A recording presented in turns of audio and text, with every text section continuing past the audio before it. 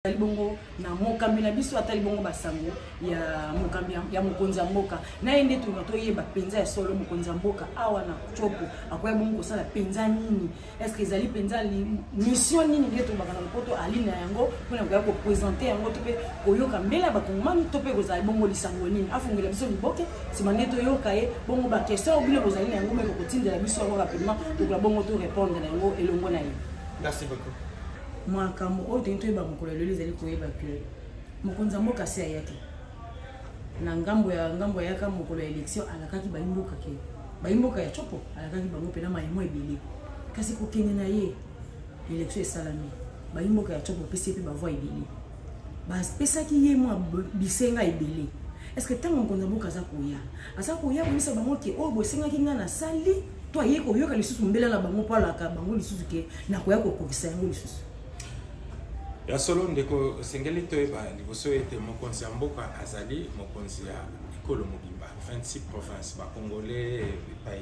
bipai awa na territoire ya Congo. Mokonzi ya mboka alakaki bana mboka akotambola po ezali mboka na ye akoki kokende kasi ezali penza chance que abanda itinérance na ye awa na Kisangani elakisi vraiment ye na population ya Chopo bazali vraiment na boyokani ya malamu aye po a pesa bango merci na ndenge ba se mobilisaki na ndenge ba votaki pe na ndenge bazali ko croire na action politique na ye yango wana mokonzi ya mboka lobi na kobanda awa na Kisangani aye akoya awa po akutana na population na ye asolola na bango ayoka pe bango akoka kopesa ba réponse na mituna na bango. Ma etali misala oui président de la République a sala évaluation ma gouvernement azali ko sala ba réponse au EPS ameki déjà ba mbela ezalaki ebele ya liboso ezalaki aéroport ezongi misala misusu ezali pe ko salema nde alingi aya avanda awa akomema pe gouvernement mobimba ko bakoka kosolola na population basala évaluation na makambo nyonso Italie, province orientale. Donc voilà, ils allaient attachement particulier au Mokozamboka, attention particulière pour les Pesa, dans le pays, province, il y a Chopo. Il y a solo na lopoto wa usaki kolobobi ke Mokozamboka zipenda mokano ya kutambola sanza na sanza kokekuta na bongo na bayimboka parce que balobi na lopoto contact permanent na ba kongomani na ye o bazali bongo bato bapesa ki bongo mbela ya kokamba bongo mboka. Kasi tango lobika kotambola bongo na gouvernement yingo la kisake mokonza mboka tambola kina ba province nyonso ayoki mbela ba yimboka nyonso ba province na nyonso tango kozunga kokuta na bango ko remercier bango ko kapeli su mbela na bango akotambola na gouvernement mobimba yingo la kisake mokonza mboka akotambola na gouvernement ba bisika nyonso pa funda ba kambia gouvernement ke mbela ba yimboka basaki nga yango na koma kokamba susu deuxième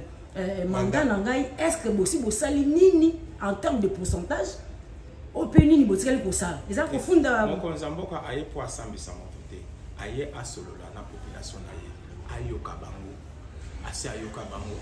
bango ayatala maye ba décision nyonso ezomaki misala o ezali ko salama oyebi mokonza mboka azali ba programme ebele pour la province tozwaka province ya Chopo awa misala ya voirie urbaine mbongo ebimaka voirie urbaine nzela ya aéroport ba industrie électricité alingi aya amona atala kokoso ezali wapi ayete awa po aya kofunda ba gouvernement et pas population te ezali bongo te donc mokonza mboka aye asolola na bango akutana bazali population bazali mais il faut tambola ba gouvernement là non ba gouvernement nde ezwaka mokano gouvernement de Moutezwaka Mokano, Moutezwaka Bongo, Moutezwaka Solo, qu'on appelle ça la Nord-Kizali, le président de la République, il y a un gouvernement, il y a Awa, Basola, Basala, évaluation, Batala, Bakotiko Sala. Merci beaucoup. Nous voulons préciser ici qu'au cours de cette semaine qui commence ce lundi, le président de la République, chef de l'État, va entamer une visite une mission d'itinérance ici dans la province de la Chopo à partir de la ville de Kisangani. La mission d'itinérance du chef de l'État, comme vous le savez, c'est un moment privilégié qui permet au chef de l'État d'entrer en contact direct avec ses compatriotes, de pouvoir resserrer les liens entre lui et les administrés et de pouvoir aussi accueillir les préoccupations de la population. Donc c'est un moment important d'échange entre le président de la République et cette population. Il a donc décidé de commencer cette mission d'itinérance ici dans la province de la Tchopo à partir de la ville de Kisangani. Déterminer le nombre de jours du séjour du président de la République. Il est dans son pays, il peut prendre tout son temps.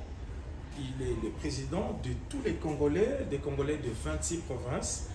Et donc, il peut se donner tout le temps qu'il veut se donner dans une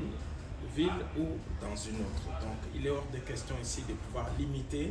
le temps des séjours ici. Ce que vous devez savoir, c'est que le président attache une importance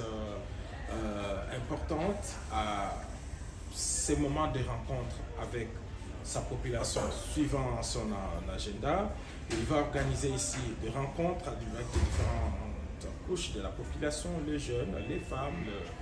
les autorités politico-administratives, les opérateurs économiques, les leaders d'opinion, bref. C'est un moment d'échange entre lui et sa population.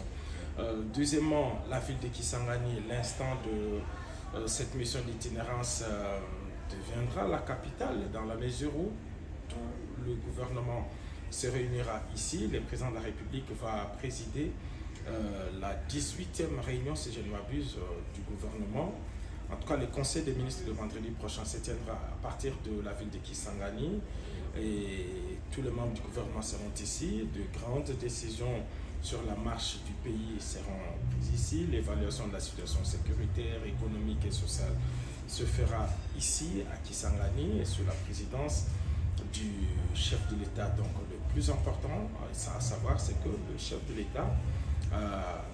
avait promis à la population congolaise après le moment électoral qu'il passerait province par province. Il vient ainsi donc d'inaugurer avec ce passage ici, et puis d'autres provinces viendront avant la fin de l'année, comptez sur nous. En tout cas, au moins pour chaque mois qui reste, le chef de l'État va aller à la rencontre de cette population qui a placé confiance en lui, cette population qui a massivement voté pour lui, et cette population qui croit aussi en sa vision et en ses œuvres. C'est l'occasion pour le président de la République de pouvoir évaluer les travaux menés au niveau du gouvernement central, de pouvoir encourager les initiatives privées également. Et au nombre justement de ces travaux qui sont financés par le gouvernement central, il y a par exemple l'aéroport international de Bangoka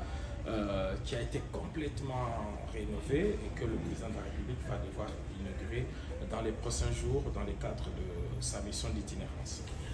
Notre rôle se limite à pouvoir faciliter l'accès à l'information.